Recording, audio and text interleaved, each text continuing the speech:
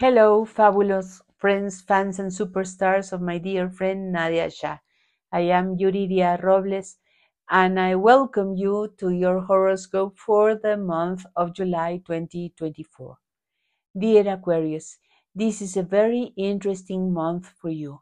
Saturn, your ruling planet, is in Pisces, already in a retrograde motion in your second house, organizing every budget and emotional expense you might have.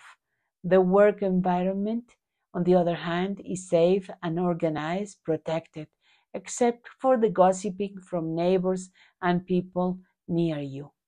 Your dealings with foreigners and faraway companies will suffer a transformation. Something will suddenly emerge and you will have to adjust your living situation. The unexpected is coming from the conjunction of Mars moving towards Uranus, and it will reach its perfection from the 12th to the 16th of the month. This is one of the most dynamic duo in the solar system, and we are in for a big surprise, and it is a must to pay attention to what we are doing. Yet, we have to use the energy. So, we plan to do something that allows you to step out of the box. The interesting part now is that both will conjunct the fixed star Algol. This is the most demanding star in the heavens. Algol is the head of the Medusa, and it has a rich mythology.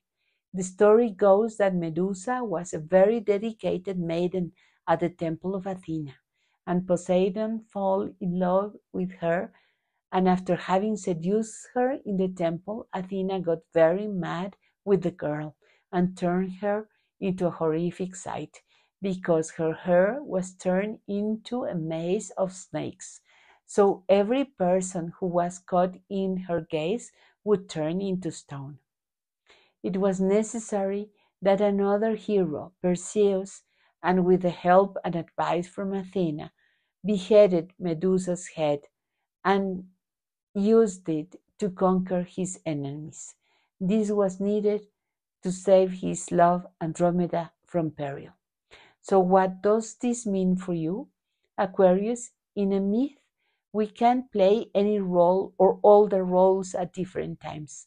In essence, like Medusa, you tend to have your feelings well in check, and what is important for you is to express intelligence above all. Well, Medusa was a very innocent maiden and devoted to her duties and would not allow either feelings or reasons to get in her way.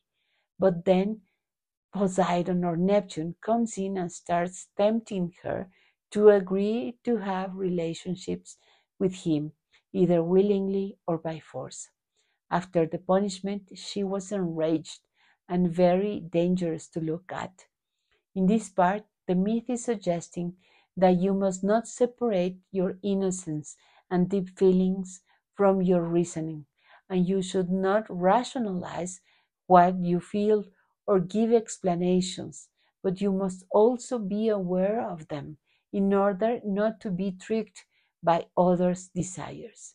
If you do not make an effort to reason and be mature with your own desires, then risk losing your head as Medusa did.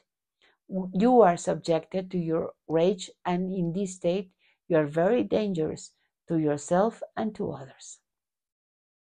At this point, you need to recognize what you feel, reason about them, but not in the sense of explaining or giving excuses or justifications. The effort goes towards acknowledging that feelings are real, so you do not have to react blindly. Just the recognition is a mature act. Then you must let the anger subside due to this understanding. Only then you can do something different, creative, free from the grip of your own anger. From the blood of Medusa emerged a beautiful being called Pegasus. It was a white horse with big wings that could fly very high. So from this lesson, this month, you are guided, hopefully willingly, to integrate in your maturity feelings with your thoughts. And from there, it must emerge a beautiful inner state or decision or action that takes you out of your safe space into a higher realm, into a deeper understanding, comprehension, and knowing of who you really are, feeling and thinking wisely to go to a higher form of being. This will be an ordeal, and it has an element of surprise and innovation, but also a forced situation we will have to deal with. From the individual perspective, the opportunity to make the best of this conjunction is bigger than on the mundane or collective. Therefore, if you get angry, pause to recognize from where the deep reaction is coming from. It might probably come from your need to be free. From the 12th to the 16th, be on the lookout, be careful, and try to stay conscious. Pay attention to whatever you are doing. The new moon is on the 5th of July. This is the time when our feelings are at the strongest. We need to feel safe, secure. So this new moon emphasizes the need to withhold drama or victimization, to grow and show that we can deal with whatever situation life is presenting to us. It is in opposition to CERES in Capricorn. We must nourish our goals and aspirations as well as our bodies. Also, the asteroid Pallas Athene is establishing a harmonious dialogue with the new moon, repeating the theme of Medusa, asking us to recognize between real needs and valuable goals. The new moon is the culmination of a very long process, one that lasted for 14 years, in which every time the new or full moon happened in Cancer or Capricorn, we were asked to be mature, to reason, to understand our own needs and match them to our goals in a sensible manner. We were warned not to be overworked and balanced between relaxation and working towards aims and goals. This is coming to a completion. Feelings will guide us back, protecting our job environment from hidden enemies and obscure ambitions. For now, it is essential to face how you deal with your clients, the local and the foreigners. Be assertive but intelligent, because you are facing their desires to be independent of you.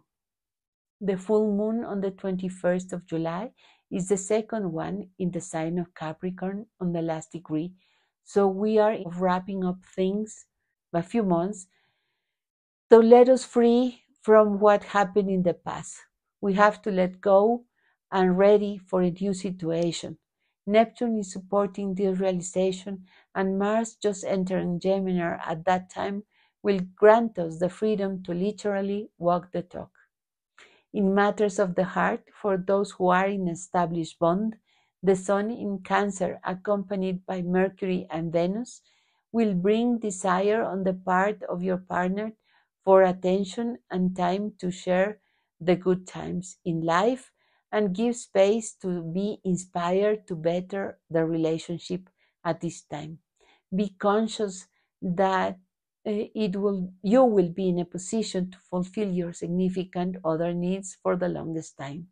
The relationship might need a lot of conversations and honest communication to heal past wounds, forgive the wrongdoings, and move on. For those who are seeking in a new relationship, Jupiter in Gemini might bring you lots of new acquaintances with whom you can exchange new ideas, create plans, enjoy rich conversations. Yet, in honor of the truth, it might be difficult to decide for one possible partner at this time. Get to know people, and mostly yourself, so you have enough reasons to decide later. What is amazing about this month for you is the beginning of a new air energy that brings with it ideas, theories, concepts, communications, and people. As time passes, this will only increase and you will feel better and better. It will be an interesting month. Enjoy.